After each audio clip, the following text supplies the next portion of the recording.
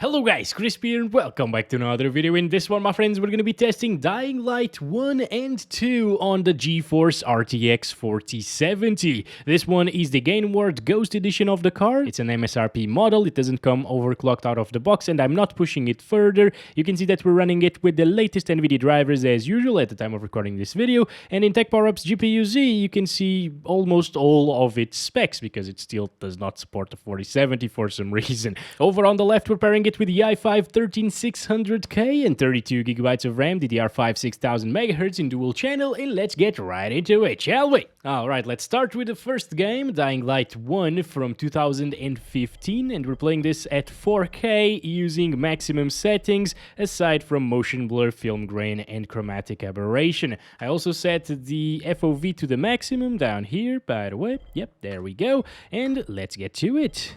Alright, here we go. This is actually a lot more intensive than what I thought it would be. Like, what the hell?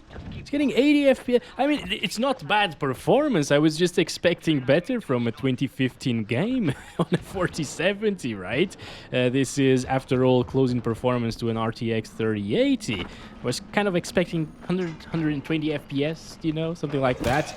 Anyway, it seems like it is gonna be a buttery smooth experience though, and it shouldn't really drop into the 60s, but I'm gonna get to more of a foresty area so we can see worst case scenario. That's where I've seen the FPS drop the most. Also, a lot of people told me that during the night, for example, sometimes they have some weird FPS drops in some areas. Well, I guess FPS will fluctuate depending on the time of the day and what you're doing, and if you have your flashlight enabled or not, maybe. 99 FPS, turn on the flashlight, 94 FPS. Yep, it gets more intensive with the flashlight for some reason. And I think over here I saw the FPS drop by quite a bit in previous videos, in these bushes right here, and it's only dropping into the 70s. So with the 4070, it's not really fluctuating by all that much, which is nice to see. But again, I really expected better here. Also, during the first part of the day inside of that building, in a closed space area, it was actually getting less FPS, guys. It was getting like 60s sometimes, mostly 70 to 80.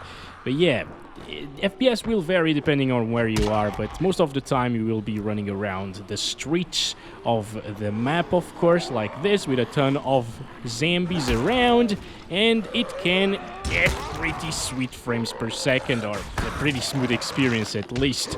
There we go. Come on, stop it, stop. Maybe I should go with the other weapon, actually. There are a ton of them. This is crazy. Also, let me just stop near something to see the textures. Look at that.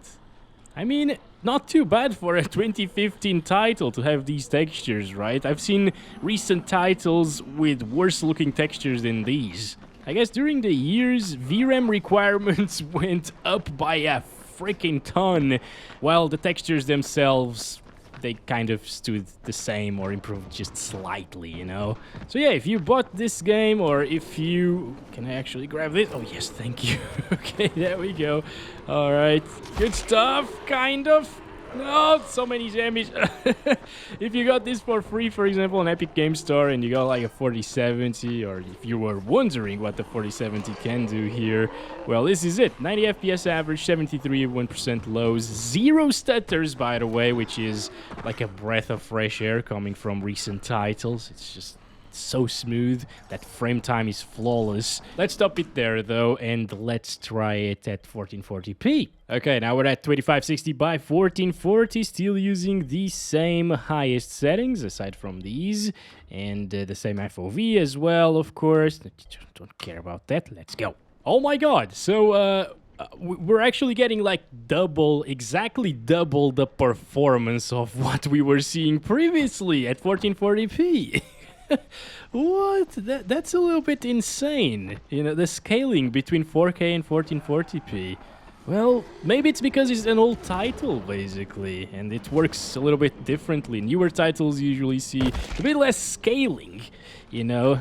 But anyways, the FPS are very high at the moment. It's delivering a really nice high refresh rate experience, and that's what I expected. I actually was thinking that it could do like 200 FPS at 4K before I started recording this video, but yeah, it is what it is. After seeing 80 FPS or so, or 90 FPS at 4K, well, I actually thought we would see like 150 maybe at 1440p. So getting 180 on average is actually pretty decent, right? Also, this feels really solid, guys. It's so buttery smooth and beautiful. Like, well, could be more beautiful if the color palette wasn't based around brown, you know. But, it is pretty nice looking, and the smoothness is fantastic compared to recent titles, you know. In some recent games, even if you have an RTX 4090 and get like 200 FPS, you will likely still see a few stuttering issues,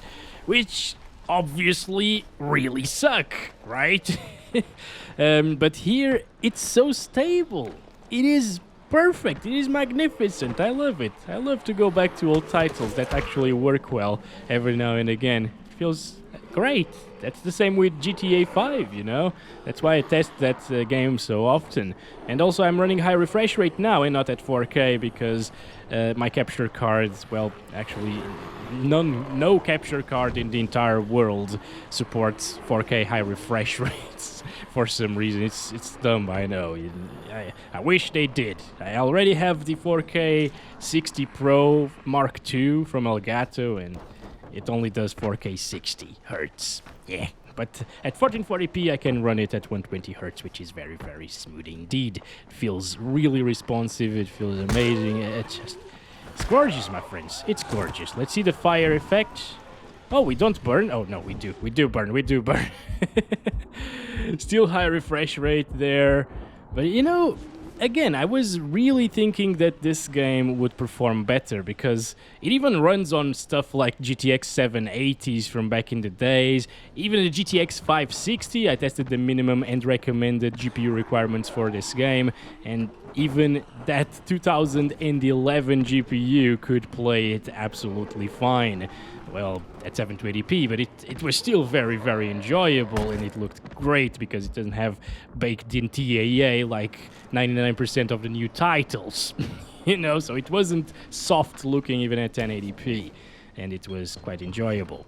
So yeah, it's probably one or two settings that are lowering our FPS like crazy, but if you have a 4070, feel free to max out the game. It's gonna run perfectly as expected. Let's move on to Dying Light 2. Alright, Dying Light 2, interestingly, is getting the same FPS as Dying Light 1 in the menus.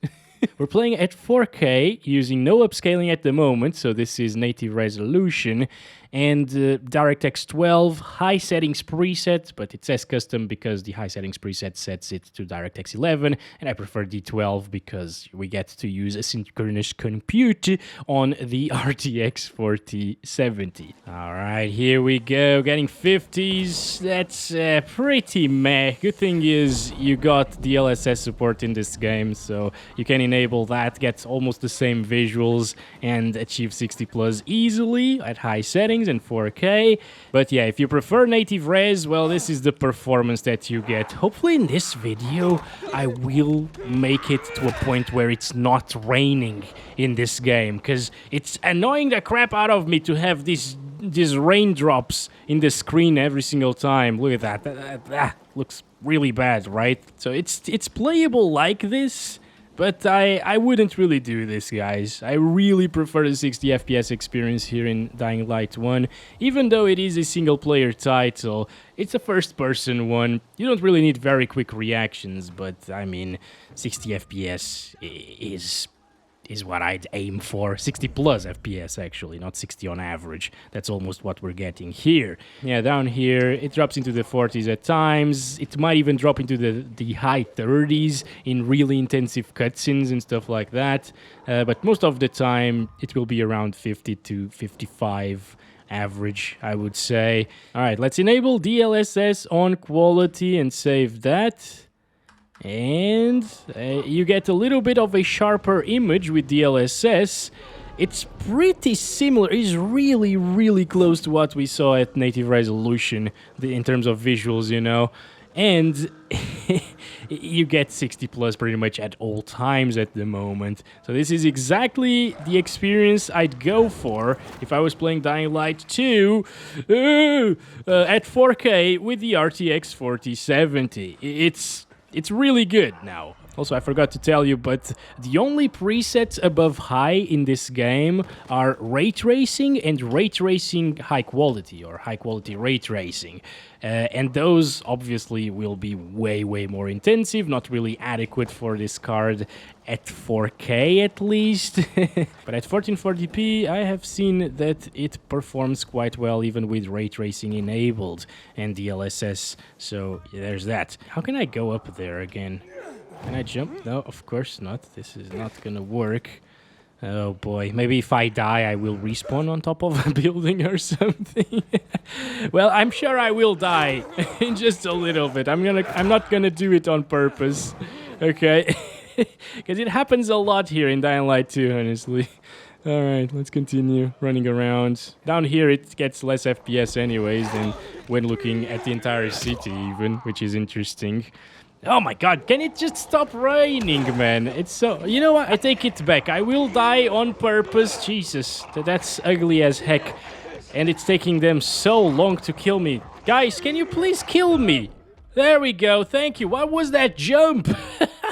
That was so weird. Oh no, we're back here. Are you serious? And it's probably the same time of the day, so we made no progress, I think.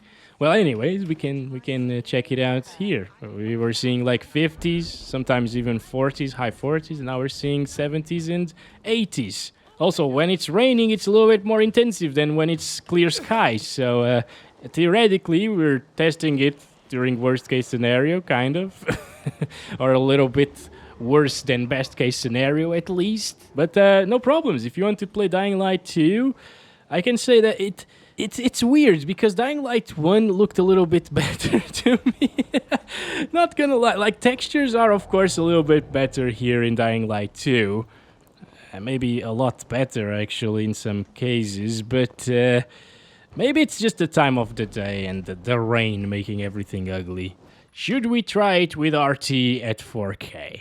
I think we should, right? Even though it's probably not gonna provide a great experience. Let's try it out. We got the ray tracing preset as well as the high quality ray tracing preset, as I told you. But you know, using the ray tracing preset, the only thing that's ray traced is sun shadows. And that's it. So I'm gonna go for the high quality ray tracing preset instead, which sets the sun shadows to ray tracing, ambient occlusion, global illumination, as well as reflections. That's a much better ray tracing experience, right? So let's save that. 160... Didn't we have like 80 FPS here? We're getting double that. Oh. Well, at least frame generation is not enabled. I gotta test that out. Yeah, actually, I forgot. But they set DLSS to performance by default using the high-quality ray tracing preset. They usually do that. Huh? It's not too different over here, though. But yeah, they usually do that a lot. All right. Oh my god. Okay, so the 4070 is getting wrecked at the moment. Yeah, if you're looking for a cinematic experience, though, this is it. I don't recommend it, okay? Yeah, this is kind of terrible. Let's go up there, actually. Also, can we take a look at this lighting? At the ray tracing flashlight as well. Looks a little bit better in terms of ambient occlusion and lighting, that's for sure. So it went from 50-something FPS on high to 20-ish. Considering that ray tracing is usually so much more intensive than native resolution... Oh, it stopped raining! I am so freaking happy right now! Oh my god, we gotta save the game, actually. I don't care anymore. How do you save in this one? Oh, I have no idea. Let's try DLSS on quality, which once again, it looks very similar. I would say the same as native res. And I'm using a 42-inch monitor to do these tests with, so I can tell all of the imperfections. And if I say that it looks very similar, almost the same as previously, it definitely does. And now we're getting around the same FPS as we had without ray tracing, high settings, and 4K resolution, and without DLSS as well. So, well, if you were fine with the experience at high settings, you will be fine with this one as well. Also, the lighting now is looking really impressive. Not sure if it's because of ray tracing or because it stopped raining and it's clear skies now with a lot of sun and more vibrant colors and way more beautiful graphic. But yeah, that lighting is looking fantastic at times. But let's stop it there and let's enable some frame generation. That will probably make a huge difference. Oh, I'm curious. The input lag. I can definitely feel that. Basically, whenever you have like 60 plus FPS without frame generation and enable it, it will make it as smooth as like 120 FPS, but the input lag will be the same as 60 FPS. But, you know, it's not too bad because 60 FPS input lag is pretty good, you know, it's all right. Now, this, on the other hand, is getting input lag of around 40 FPS and it's running at around 60. So you can definitely tell that it's not as responsive. I gotta say that I am actually super impressed with the frame generation implementation here. It's not bad whatsoever. The UI is where you see the most differences in, by the way. Like sometimes it will flicker or show some weirdness around text. But overall the image is really good, even with frame generation, dude. Now, what if we use the DLSS performance that they were telling us about? Wow, on a static image, it looks really good. And it gets 90 FPS. This is with frame generation still, of course. So yeah, without frame generation, it would be a little bit lower. But the input lag, I can say it's feeling a bit better, quite noticeably better than it did with quality DLSS, because the FPS are higher now and the internal FPS without the frame generation are higher. And yeah, now we're getting up into the 90s, 80s at times. It's not bad. I'm running around with this spear on my hand. Let's just throw it out. All right, goodbye, sir. Good. Is it a sir? I don't know. Goodbye, Zambi. Zambi boy or lady, I don't care. Go away from me. That's all I care about. Oh my god, there are too many of them. We should probably move on from here. You know what? While running around, DLSS performance is not really looking all that bad. And while stopped, even less bad. So yeah, I was thinking that it would look a lot worse than this. But again, we are at 4K. So yeah, that's good. Let's drop it down to 1440p, which a lot of people will use with the RTX 4070. And now let's disable DLSS over here. Frame generation is also off, and we're playing with ray tracing, high quality still. All right, not touching these settings here.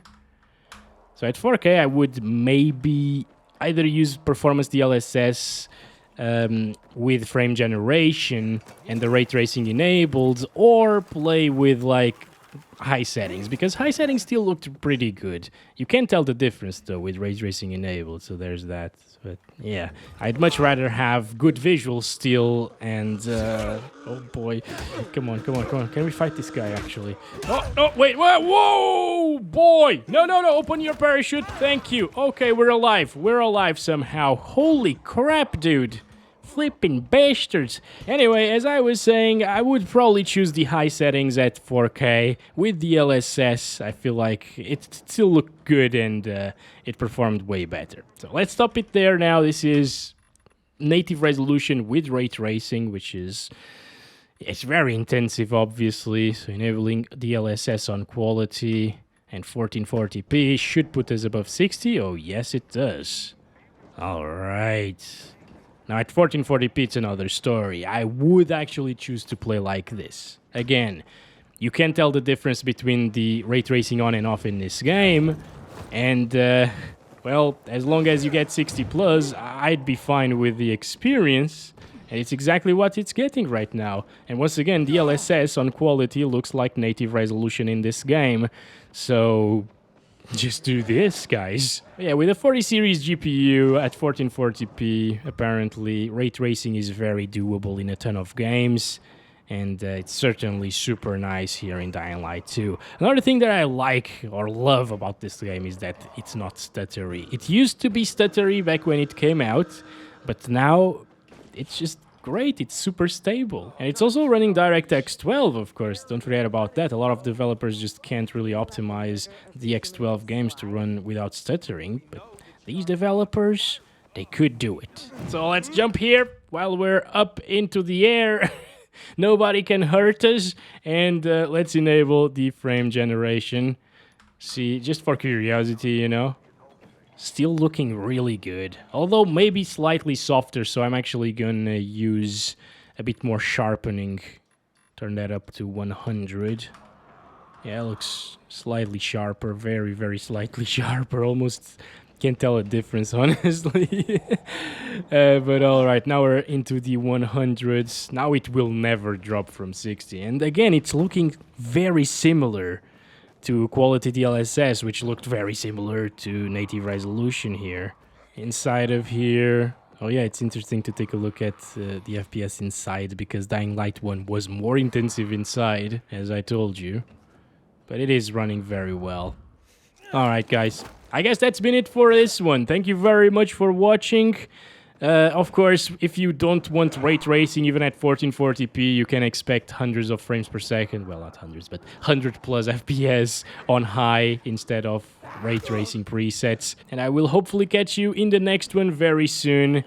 Take a look at that lighting, those reflections of the light on the ground as well. Looking fantastic here. Wow. Yeah, catch you guys in the next one very soon. As always, love you all. Bye-bye.